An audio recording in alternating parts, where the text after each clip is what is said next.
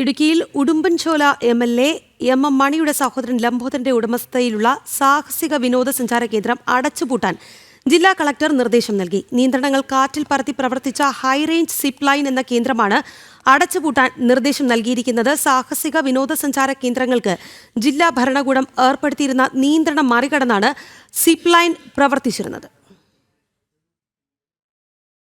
കനത്ത മഴയുടെ പശ്ചാത്തലത്തിൽ ഇടുക്കി ജില്ലയിലെ ടൂറിസം കേന്ദ്രങ്ങൾ പൂട്ടി ജില്ലാ കളക്ടർ ഉത്തരവിറക്കിയിരുന്നു. മെയ് മാസം 30 നിയന്ത്രണങ്ങൾക്ക് ഇളവ് വരുത്തി.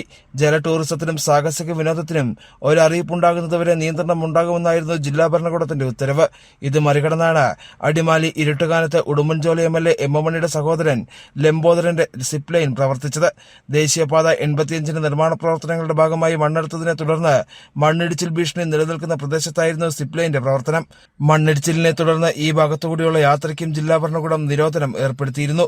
ഇത്തരത്തിൽ അതീവ ജാഗ്രത വേണ്ട പ്രദേശത്താണ് നിയമങ്ങൾ അത്രയും കാറ്റിൽ പറത്തിയുള്ള സിപ്പ് ലൈന്റെ പ്രവർത്തനം.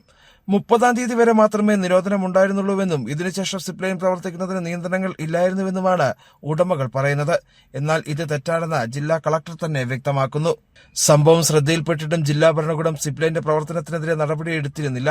തുടർന്ന് സംഭവം വിവാദമായതോടെയാണ് ജില്ലാ കളക്ടർ ഇടപെട്ടതെന്നും ആരോപണമുണ്ട്. സാഹസിക വിനോദസഞ്ചാര കേന്ദ്രത്തിൽ പരിശോധന നടത്താനും ഉടൻ അടച്ചുപൂട്ടാനുമാണ് ജില്ലാ പോലീസ് മേധാവിക്ക് നൽകിയിരിക്കുന്ന നിർദ്ദേശം. സിപ്പ് ലൈൻ പ്രവർത്തിക്കുന്ന പ്രദേശത്തെ അപകട സാധ്യതകളും നിയമലംഘനങ്ങൾ നടന്നിട്ടുണ്ടോ എന്നടക്കമുള്ള കാര്യങ്ങളും പരിശോധിച്ച ശേഷമാകും തുടർ നടപടികളിലേക്ക് ജില്ലാ ഭരണകൂടം കടക്കുക.